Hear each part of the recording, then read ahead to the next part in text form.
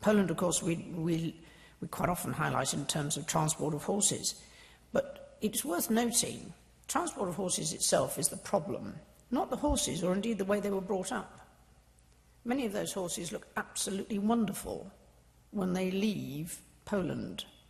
It's the problems that occur in transport and where they're going.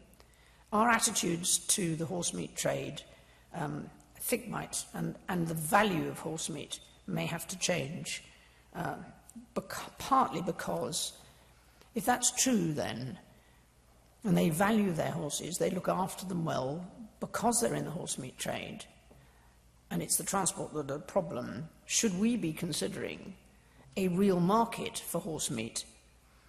And would that reduce the number of welfare cases if there was a real value in the horse meat sector? I'd chuck that up for what it's worth, because I think it needs a debate.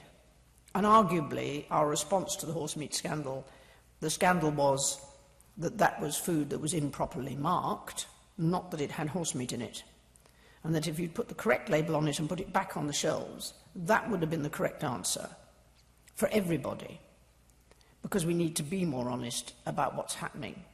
And as I was reminded not so long ago by somebody who travelled in France, the most expensive piece of meat in the local butcher was a fillet of horse meat.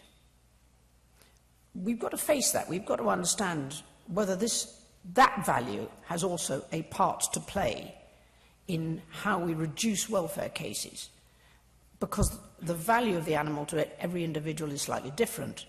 But if it has real financial value, then you look a little bit further ahead in the way in which you look after your animals.